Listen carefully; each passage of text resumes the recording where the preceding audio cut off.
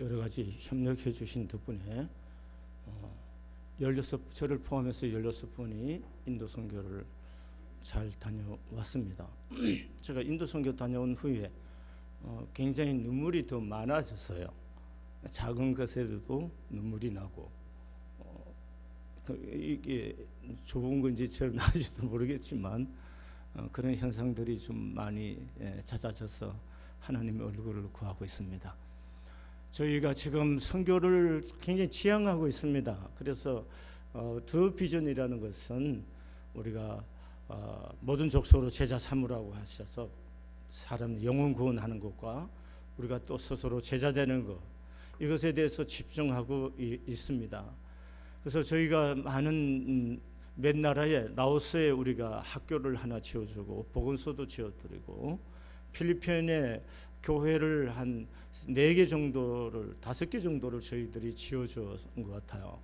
교회를 지어주고 이렇게 사역하면서 어떻게 하면 우리가 현지에서 사역하고 있는 선교사들을 잘 보필해서 그분들이 사역에 더 잘하고, 또 그들에게 필요한 하드웨어들을 만들어주고, 또 현지 목회자들을 협력을 잘해줘서 그들을 사역할 수 있을까, 이것이 제가 가지고 있던 선교에 대한 생각들이었습니다.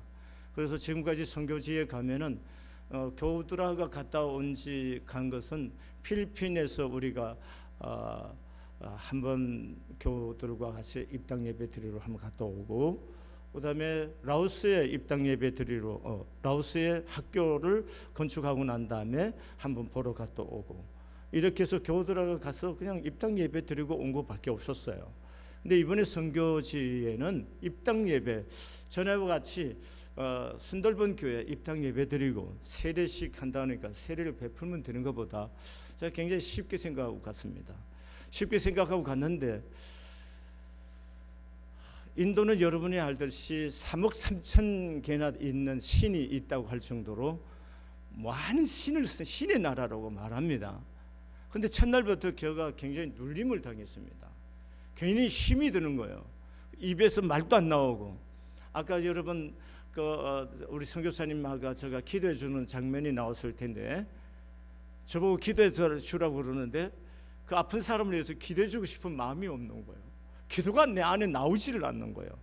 너무너무 첫날부터 눌리기 시작했습니다. 그래서 제 숙소에 들어와서 제가 깨달은 것이 지금 내가 너무 눌리고 있구나 하는 것을 느꼈어요. 그래서 우리 멤버들한테 문자를 다 돌렸습니다. 지금 굉장히 내가 영적으로 눌리고 있으니까 기도를 부탁한다고 기도 부탁을 했고, 교회에다가도 기도 부탁을 알렸습니다. 그래서 그날 밤 기도하고 하룻밤을 보내고, 그 이튿날 우리 가서 세례식을 하고 말씀을 증거하는, 그때부터 이제 성령 하나님께서 우리 가운데 강하게 임재하셔서 순돌본 교회에서 아까 우리 말룡 권사님께서 증거하고 또 영상을 보셨지만 그 세례식하고 말씀을 전하고 우리가 섬김을 통해서 그 가운데 성령의 강한 임재와 능력을 그 공간에 있었던 사람들이 다 경험할 수 있는 그런 시간들이었습니다. 그런 은혜의 시간들이었어요. 그런데도 저의 마음속에 또 한 가지가 뭐냐면, 계속해서 내가 여기 왜 왔지 하는 생각들이 많이 있었습니다. 또 이제 뭐 선교지를 왔다 갔다 하면서 느끼는 여러 가지 불편함을 겪으면서 내가 여기 왜 왔지? 나 아직도 교회에서 있으면 할 일도 많고 할 일이 많은 사람인데 내가 왜 와 있는 거지? 이런 생각들이 상당히 나 안에서 불편하게 자리하고 있었고, 이런 일들은 우리 청년부 정도 애들이 와서 하면 될 텐데, 담임 목사인 내가 왜 와갖고 이런 짓을 하고 있지? 난 다 와서 예배만 들어주고 그냥 세례식만 하면, 이렇게만 생각했는데 사실 인도 상황이란 것이 그렇지를 않았습니다. 제가 첫길 옆에 있는 교회 사역지도 갔을 때도 불편했습니다. 저보고 자꾸 목사님 내가 기도를 해야 되는 당연한데도 불구하고 기도가 하기 싫은 거예요. 왜 자꾸만 나만 기도해야 되지? 이런 어떤 보이지 않는 눌린 감정이 계속해서 나를 힘들게 하는 거예요. 그래서 그 기찻길 옆에 있는 오두막 집들입니다. 여러분 사실은 그 집들은 제가 생각한 만큼 그렇게 가난하지는 않았어요. 물론 가난한 거지만 제가 필리핀 다리 밑에서 우리가 다리 밑에 있는 교회 필리핀 아카페 성한 교회를 지어줬는데 그 옆에 다리 밑에 사는 사람들에 비하면은 그렇게 그 사람들보다는 훨씬 낫어요.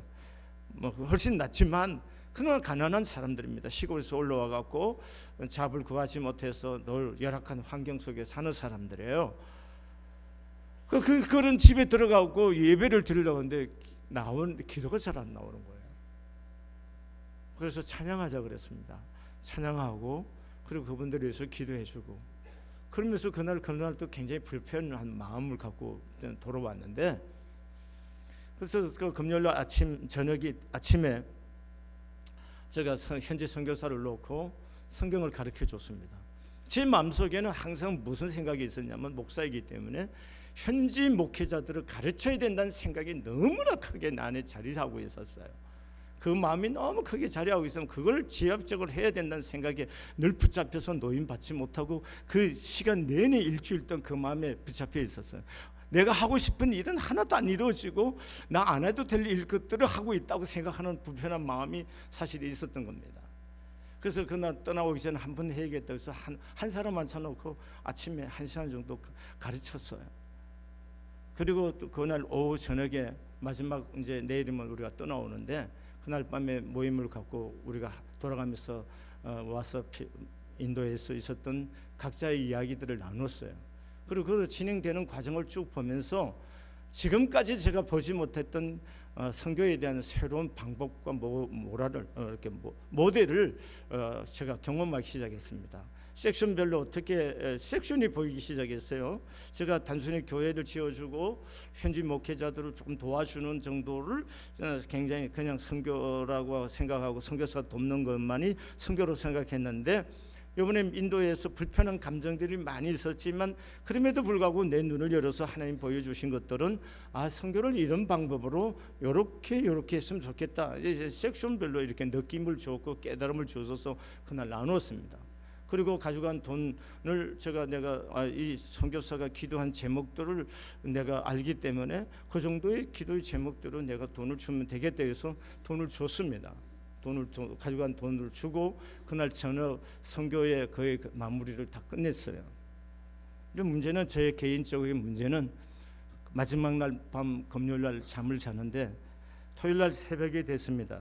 새벽 3시쯤 됐을 때 꿈인지 그게 생시인지 잘 모르는 그런 어떤 묘한 현상들이 저에게 일어났습니다.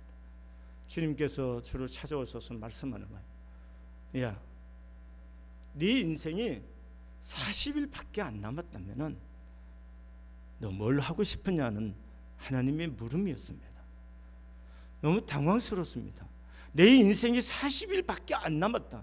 실제로 내 인생이 40일이 남았다면은 나 뭘 할 건가 하는 것이고 40일이 남았다면 나 인도 다시 오지 않을 거 아니에요. 그럼 내가 또 주님께서는 너 인도 다시 안 올 건데 내 인도 일주일 와서 있으면서 마음속에 불편해하고 너가 하고 싶은 생각 고집스럽게 그게 노임을 받지 못하고 목사로서 늘 고정된 사고방식들이 있었잖아요. 가르쳐야 된다는 거.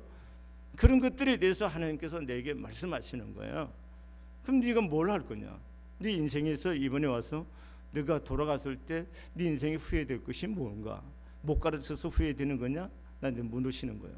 네가 와갖고 목사로서 그렇게 가르치고 싶었는데 그 가르치지 못한 것이 후회될 거냐? 그렇게 주님께서 나에게 물으시는 거예요. 내가 가르치지 못한 것은 후회될 것이 별로 없었어요. 또 누군가 가르쳐 줄 거니까. 내가 가만히 생각해 보는 겁니다. 내가 다시 인도를 오지 않는다면은 내가 이게 와서 제일 하지 못하고 마음을 집중해서 하지 못한 것이 뭔가 내 자신을 본 겁니다. 그것은 그곳에 있는 아이들이든 사람이든 안아주기는 했지만 내가 진정으로 그리스도의 마음으로 그들을 안아주지 않았다는 거예요. 그것이 느껴지기 시작하는 거예요. 견딜 수가 없었어요. 하나님은 내가 뭘 열심히 잘 가르치고 뭐 돈 주고 뭐 이런 것에 대해서 내가 집중하고 있는 것에 대해서 하나님은 그렇게 중요하게 생각하지 않는다. 하나님은 너 한번 봐. 아무도 인도 사이에서 벌어질 어떤 가장 낮은 카스트 속에서 가장 낮은 계급의 사람들인데, 누구도 그렇게 주목하고 살지 않는 사람들인데 네가 한국에서 이곳까지 예수 그리스도의 이름을 가지고 왔는데 그 사람들에게 그리스도의 마음으로 눈을 맞추고 그들을 진정으로 안아줬느냐. 생각해 보니까 내가 그런 마음으로 안아주지 않았다는 거예요. 하나님 그 마음을 내게 말씀하고 계시는 거예요. 나는 네 돈도 뭐 돈도 내 돈이 아니고 교회 돈이고 내가 가지고 있는 모든 것이 주의 것이지만 나는 그걸 원하는 것이 아니고 네 머릿속에 있는 그 가르치고 싶어하는 그 가르침도 내가 진정 원하지 않아. 내가 진정 원하는 것은 네 마음속에 있는 그리스도를, 너 나를 사랑하는 그 마음으로 이렇게 아무도 눈여겨보지 않고 헐벗음과 가난 속에 있는 이 사람들이지만 이 사람들을 진정으로 네가 안아주기를 원한다는, 그걸 주님이 저에게 말씀하고 계시는 거예요. 그게 너무 가슴이 아파서 내가 40일밖에 안 남았어.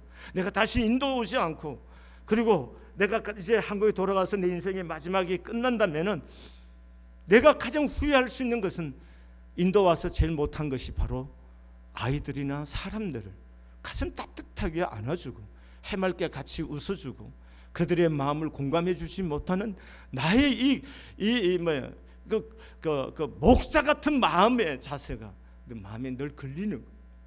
그게 너무 힘들었고, 또 한 가지는 내가 갈 때 약을 한 보따리나 가지고 갔습니다.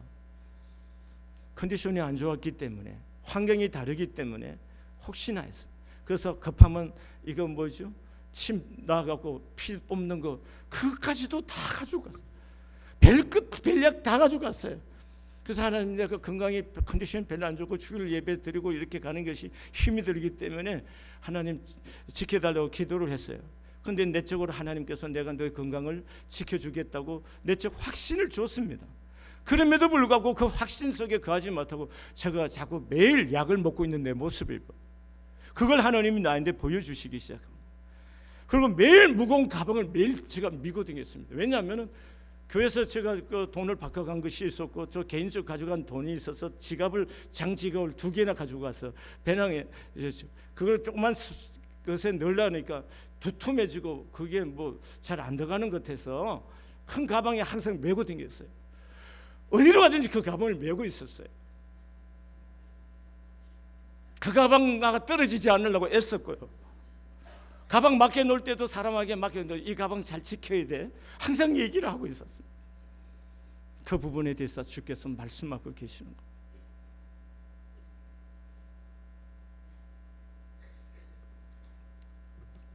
하나님은 내가 순전하게 하나님을 의지하고 내가 그렇게 의지하고 집착하고 생각하는 것 다 내려놓기를 원했습니다. 생각하는 그 집착의 생각까지도 내가 무엇을 해야겠다고 하는 그 의지 자체도 하나님 다 내려놓기를 원했습니다. 그래서 3시에서 제가 5시까지 잠을 자지 못하고 하나님과 씨름하면서 그 부분에 대해서 회개하고 하나님의 긍휼을 구하기 시작했습니다. 여러분 떠나기 전에 짐을 챙길 때 제가 우리 요새실에 들여다보니까 짐이 너무 많은 거야. 내가 선교지에 갈 때 한 번도 그런 짐을 만들어서 가져간 적이 없는데 얼마나 짐이 다양하게 많은지 내가 스트레스 보는 것만으로 스트레스 쌓이는 거야. 웬 짐이 이렇게 많냐. 내가 보니까 선교사들은 갔다가 짐을 갖다 주니까 풀지도 않고 창고 넣어놓더라. 응? 그 내가도 시험이 들어갔고 이제 다시는 내가 선교사들한테 짐 안 가지고 갈 거다고 내가 결심한 적이 있었어요. 선교사들이 워낙 선교팀들이 많이 가니까 갖다 놓은 짐을 풀 새도 없이 창고다 다 집어넣더라고요. 그게 내겐 굉장히 스트레스였고 다시는 내가 짐을 안 만들어 올 거다. 그렇게 결심했어요. 근데 이번에 갈 때 보니까 짐을 너무 많이 만들고 있어요. 아니 그 자체를 보는 것만 스트레스예요. 있으면 내가 자꾸 잔소리하면 짐 싸는 사람들이 방해가 될 것 같아서 집에 갔어요. 집에 가고 생각해 보니까 하나님이 주는 마음이, 선한 마음이 뭐냐면 우리 장로님, 권사님들이 긍휼의 마음이 풍성하구나, 너무나 긍휼히 여기는 마음들이 가득하구나, 이런 마음이 내 안에 깨달음이 생겼어요. 그래서 마음에 평안이 생기더라고요. 그리고 교회 와봤더니 짐 다 쌌더라고요. 그 많은 짐을 어디다 어떻게 싼지도 모르게 하여튼 가방에다 다 싸갖고 차에다 실어놨대요. 깜짝 놀랐어요. 난 못 살 줄 알았어요. 그런데 저에게 한 번도 인포메이션을 주지 않았는데, 사실은 순들본 교회 첫 번째 갔을 때 입당 예배 드리고 시간이 조금 있길래 그냥 온 김에 세례식 하고 갔으면 좋겠다는 생각이 들더라고요. 그 선교사한테 얘기하니까 목사님 의중대로 하세요 그래요. 근데 또 내 편에 마음속에 뭐가 걸리느냐면은 하나님께서 뭔가 준비한 것이 또 있을 텐데 내 감정으로 내가 귀찮음을 통해서 내가 하나님 하시고자 하는 뭔가 방해하면 안 되겠다는 생각이 또 한편에 있었어요. 그래서 장로님들 세 분한테 또 내가 혼자 가고 이래라 저래라 하면 다 모두들 불편하게 하는 거니까 그래 한번 의논해 봐야겠다 하고 물어보니까 내일 한번 들어오는 게 어떠시냐고 그러시더라고요. 그래, 뭐 또 하나님 무슨 계획이 있겠지. 내가 싫다고 해서 다 좋은 거가 아니고 또 하나님 하실 일이 뭔가 있을지 모르니까 그러자고 그랬어요. 사실은 싫어 안 오고 싶은 건데, 근데 그 이튿날 왔어요. 근데 한 번도 나한테 인포메이션을 안 줬는데 갔더니까 인카운터 할 때 입는, 아까 보셨죠, 와이셔츠에다가 넥타이 메고 앞에 앞치마 한 번도 안 쓴 하얀 앞치마, 이거 뭐죠, 두르고 음식을 어떻게 가져온지 나 모르게 가방에 챙겨갖고 와갖고 뭐예요, 깜짝 놀랐습니다. 그러면서 또 한 가지 깨닫는 거예요. 내가 불편하다고 해서 말하고 사는 것이 아니다는 거예요. 그리고 내가 원대로 다 된다고 해서 다 좋은 것도 아니다는 거예요. 그러니까 끊임없이 주님께 묻는 것이 중요하구나 하는 것들을 이제 그 많은 깨달았고, 그 과정의 전체에서 토요일 날 아침에 아주 종합적으로 하나님께서 내게 완벽하게 나를 내려놓게 하고, 그리고 다시 선교에 대한 사역에 대한 태도와 마음가짐을 근본적으로 바꿔주시는 그 사건이 바로 3시에 일어나서 네 인생에 40일밖에 안 남았다면 무엇을 할 것이냐는 것이고, 그 40일이 있었을 때 네가 다시 인도로 오지 않을 건데 이번에 인도 와서 돌아가면 안 온다면 네 인생에 가장 후회할 것이 뭐냐 하는 주님의 그 질문 앞에서 내가 견딜 수 없었던 거, 그리고 붙잡고 집착하고 있던 거. 그래서 아침에 가자마자 제가 다 모이라 그랬습니다. 모이라 그러고 제가 새벽에 내 삶 속에 일어났던 것들을 나누고, 제가 약봉다리, 이만한 약봉다리 다 버리고, 내가 지갑에 양쪽 지갑에 남겨뒀던 돈들을 다 꺼냈습니다. 왜냐하면 지갑채 내가 한 $1도 남기지 않고 다 꺼내갖고 선교사에게 앞에 앉혀놓고 다 드렸어요. 하나님이 원하시지 않는다. 철저하게 하나님은 하나님만 의지하기를 원하시고, 내가 뭘 해야겠다는 그 집착까지도 다 내려놓으라. 하나님이 원한 것은 그분의 마음으로 따뜻하게 사람 하나를 안아주는 것, 그것을 하나님이 원하신다. 그래서 우리가 오늘 이 본문의 말씀에 보면 누구든지 제자의 이름으로 이 작은 자 중에 하나에게 냉수 한 그릇이라도 주는 자는 내가 진실로 너희에게 이르노니 그 사람이 결코 상을 잃지 아니하리라 그랬습니다. 마태복음 25장의 40절의 말씀에 보면 임금이 대답하여 이르시되 내가 진실로 너희에게 이르노니 너희가 여기 내 형제 중에 지극히 작은 자 하나에게 한 것이 곧 내게 한 것이라. 이 말씀 하나님께서 저에게 하시고 계시는 거고, 그래서 제가 돌이켜보니까 우리 장로님들이 그 아이들과 어울려서 순수하게 뛰고 웃고 안아주고 안쓰러워하고 비벼주고 머리를 맞대고 얼굴을 비비고 꼭 안아주고, 그런 모습들이 내 눈에 앞에 크로즈 되기 시작했습니다.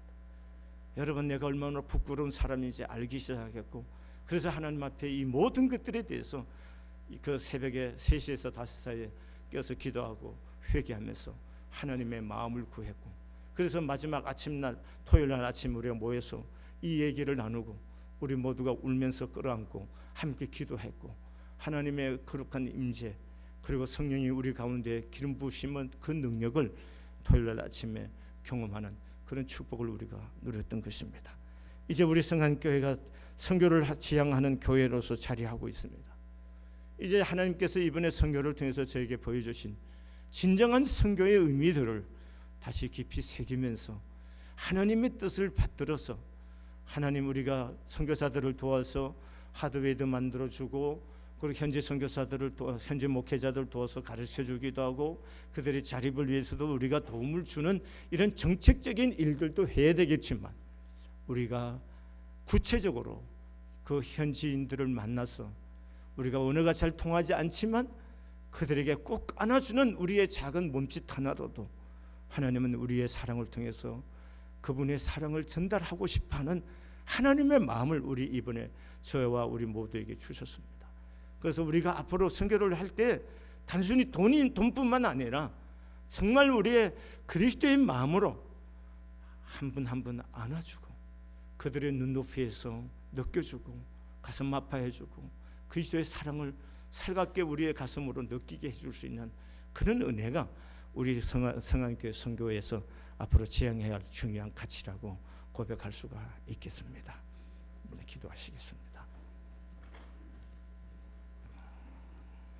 사랑하시는 하나님 아버지, 무지하여 깨닫지 못하고 고집이 세워서 생각이 집착하고, 하나님 늘 아버지 고정관념에 사로잡혀서 살고 있었던 저희들, 특별히 저에게 하나님 아버지 아무것도 아니라는 것, 인생이란 것이 아무것도 아니라는 것, 그리고 시간이라는 것, 내 것이라는 것, 그리고 내가 그렇게 고집스럽게 하고 싶어하는 그 모든 것들도 사실은 아무것도 아니라는 것 사실을 이번에 저에게 확인시켜 주셨고, 보여주셨고, 깨닫게 하여 주시고, 느끼게 하시고, 결심하게 해주신 하나님의 은혜를 진심으로 감사를 드립니다.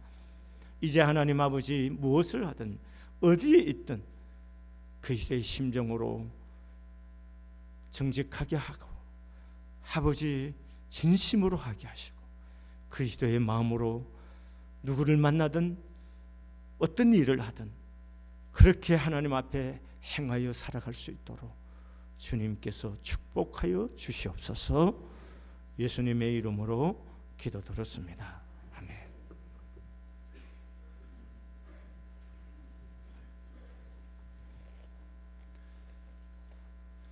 찬송가 502장 부르시면서 준비하신 예물 봉헌하여 올리겠습니다.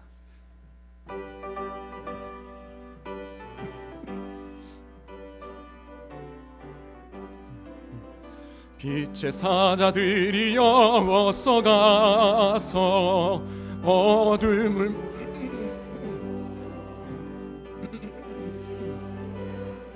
에게 복음의 빛 비춰라. 빛의 사자들이여 복음의 빛 비춰라. 죄로운 마음 밝게 비춰라. 빛의 사자들이여 선한 사역 위하여 힘을 내라. 주 함께 하시겠네. 주의 크신 사랑을 전파하며 복음의 빛 비춰라. 빛의 사자들이여 복음의 빛 비춰라. 죄로운 마음 밝게 비춰라. 빛의 사자들이여 주님 부탁하신 말 순종하여 이 진리 전파하라.